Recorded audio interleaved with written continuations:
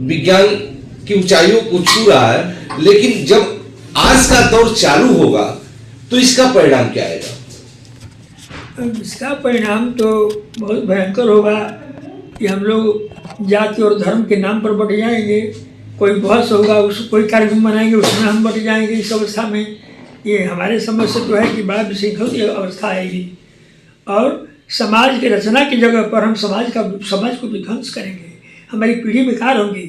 Digital है, पैसा खूब कमाते हैं हम, लेकिन यहाँ पर परिवार को भी हम तोड़ देते हैं। हम केवल पैसा भाई भाई, बाप बेटा, और इस तरह से हम अपने तक सीमित कर देते हैं। तो मैं समझता हूँ इस पढ़ाई में धन की कमाई हो सकती है आज के ज़माने में, लेकिन ग्यारह पहले की जो सोचते हैं कि नहीं, जो पढ़ाई होती थी विज्ञान की, जो पढ़ाई होती थी कॉमर्स की, और उससे पढ़ लिख करके हमारे लोग जो थे, बच्चे थे, नकार का हवाई जहाज उड़ाते थे। साधन नहीं था, लेकिन फिर भी हमारे वैज्ञानिक जो है ऐसे ऐसे हुए कि उनके असर तक आज के वैज्ञानिकों को पहुंचना आज के पढ़ाई के बल पर मुश्किल है कि वो वहाँ तक पहुँचेंगे। आप सुन रहे हैं श्री अमरदेव राय जी, जो एक रिटायर्ड शिक्षक हैं, और इनके द्वारा जो कही गई बातें हैं वह कहीं ना कहीं सत्य हैं, चरितार्थ हो रही हैं। वह जमाना था, वह दौर था, गुलामी के बाद देश आगे बढ़ रहा था। बहुत लोग अनपढ़ थे, कुछ लोग पढ़े थे, लेकिन जो कुछ पढ़े थे वो सबको पढ़ाने की ललक रखते थे। अपने बच्चों की तरह से बैठाकर पढ़ाया गया, लिखाया गया।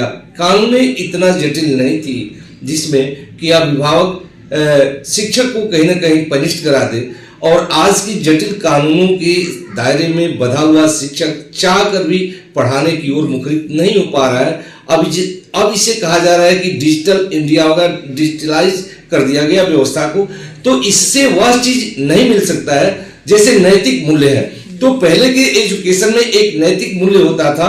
शिक्षक किसी बिरादरी के हों, शिक्षक हैं, गुरुजी हैं, और किसी बिरादरी का अगर स्टूडेंट था तो श्रद्धापूर्वक पैर छूता था, उन्हें सम्मान करता था। वहाँ कोई जाति भेद नहीं था, लिंग भेद नहीं था। लेकिन अब डिजिटल माध्यम जब सामने आया तो उतना ही तेजी से पनपने लगा धर्मवाद, जातिवाद, क्षेत्रवाद, और आज की जो जटिलता बढ़ गई उस पर गुरुजी का कहना है, मानना है कि डिजिटल इंडिया की तरफ तो हम बढ़ रहे हैं, लेकिन कहीं ना कहीं यह नैतिक मूल्यों के ह्रास के ओर भी झुकाव है।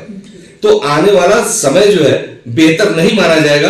कहीं ना कहीं विद्यालयों में शिक्षकों को कुछ सहूलियत देनी चाहिए और नैतिक मूल्यों के आधार पर ही शिक्षा को देने और लेने का कार्य होना चाहिए। क्यों जी? बिल्कुल सही आप कह रहे हैं। ये बात आवश्यक है कि नैतिकता हो, और डिजिटल में अर्निंग करना भी आवश्यक है अपने समाज और घर के लोगों की आवश्यकता के अनुसार।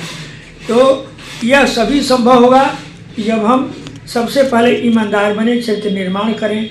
अगर ये भावना नहीं रहेगी तब संभव नहीं है, तब तो हम बिखरेंगे, हम कुछ नहीं करेंगे, पढ़ेंगे नहीं।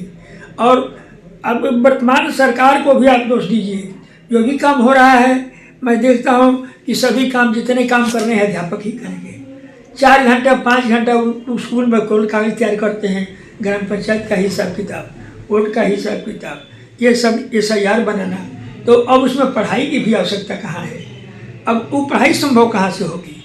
तो मैं तो बहुत प्रसन्न हूँ कि भला ऐसा सेमिनार हमारे ग्राम पंचायत नरेंगे के चंदन गुप्ता जी सचिव जो हैं, इस बड़े किया है। और आप मनोज जी हमारे परम शिष्यों में से शिष्य मैं मानता हूँ, न पढ़ते हुए भी हम हमारे शिष्य हैं, और ऐसे कार्यक्रमों में आप बहुत योगदान भी देते हैं। तो इसकी आवश्यकता है कि समाज में चेतनता है, उसको हिसाब मिले, वातावरण मिले कि नहीं, खेल कूद कायदे से हो, पढ़ाई लिखाई कायदे से हो। यानी कि कहीं ना कहीं सरकार को इस विषय पर सोचना होगा कि अगर शिक्षक है तो उनको शिक्षा से ही जुड़े रहने देना चाहिए।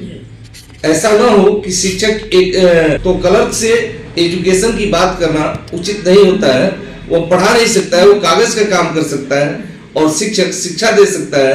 तो इस बात पर, इस विषय पर अवश्य ध्यान देना होगा कि इस आने वाले समय में शिक्षक शिक्षक की भूमिका में हो, बाकी अन्य अपने कार्यों में लगे, तभी संभव है कि नैतिक मूल्यों के साथ एक अच्छी व्यवस्था, सुव्यवस्थित व्यवस्था दी जा सकती है और शिक्षा को आगे बढ़ाया जा सकता है। जो आज शिक्षा के अभाव में जो समाज का ह्रास हो रहा है, कहीं ना कहीं रेप की घटनाएं हैं, भाई बहन को नहीं पहचान रहा है, बेटा बाप को नहीं पहचान रहा है, माँ जो है बेटे को नहीं पहचान रही है, यानी रिश्ते तार तार हो रहे हैं। और इसके पीछे एक ही वजह है, डिजिटल भारत या डिजिटल विश्व कहिए और वास्तविकता से दूर होना।